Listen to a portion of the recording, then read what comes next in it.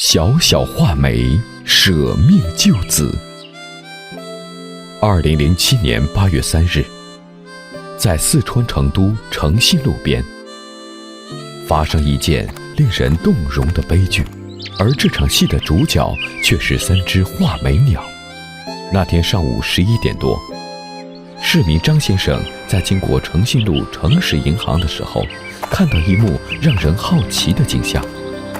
咦，张先生看到2只画眉鸟一直在摩托车道上盘旋，且离地面距离非常近，大约1公尺高，并不断试图往地上俯冲。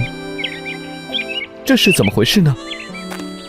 张先生非常好奇，走进地面一看，只见一只鸡蛋大小的小鸟躺在路中间，翅膀上有明显的血迹，看起来奄奄一息。原来他们是想救它啊！喂，别站在马路中间，太危险了。这里有只受伤的小鸟。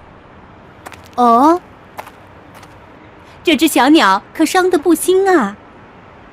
看样子，这2只大鸟应该是这只受伤小鸟的父母，它们不过安危地飞来飞去，很可能是在提醒司机不要压到小鸟。很有可能。这时候，2只画眉鸟往下俯冲，很快地飞到小鸟的身边，并快速地伸出爪子，牢牢抓住小鸟受伤的翅膀，一左一右，合力把小鸟抓到路边的一棵大树下。他们想干什么呢？他们是想把这只小鸟带到安全的地方吧。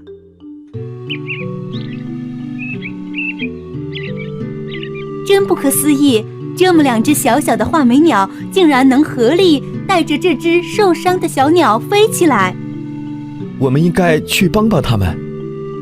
我们还是远远地看着吧，免得惊吓到他们。也对。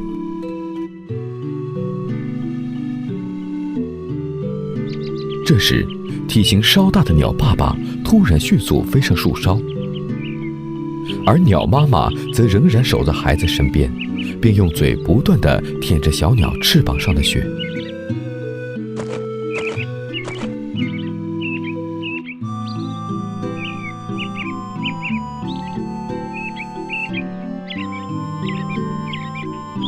小鸟艰难地吃完虫子，鸟爸爸来回2次飞上树梢，叼回虫子喂它。小鸟吃了3只虫子后，鸟爸爸和鸟妈妈便又用爪子一左一右抓起小鸟，试图将它送到大树上。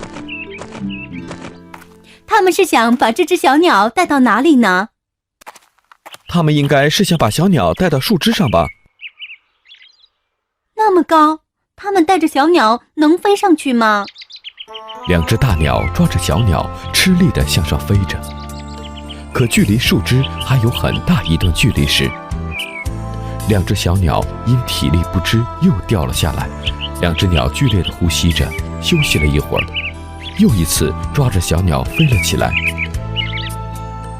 可是还没飞到树枝那儿，又开始往下掉。这2只画眉鸟如此反复了5、6次，因为树实在太高了，它们怎么也无法将小鸟送上去，但是它们却仍然不停地尝试。他们这样根本不行的，他们根本无法带着小鸟飞上树枝。明知道不行，他们为什么还要一次次的努力尝试？这就是父母对孩子爱的力量。我必须要去帮帮他们。2只鸟正在那里剧烈地喘息着休息，小鸟站在那里毫无力气。张先生走过去后，那2只鸟立刻警觉地起来，直直地看着张先生，并发出阵阵叫声。不要害怕，我不会伤害你们的，我是来帮你们的。2只鸟似乎明白张先生在说什么，它们停止了叫声，但仍警觉地看着他。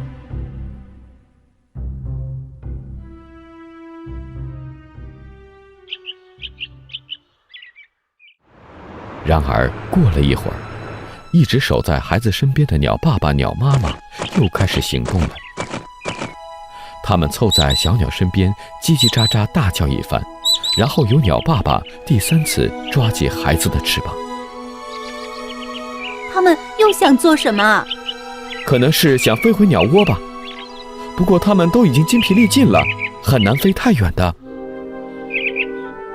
然而不幸的一幕发生了，在快要到达时，鸟爸爸正因体力不支，不小心松掉了爪中的小鸟，只听见“砰”的一声，小鸟直接摔在了马路上。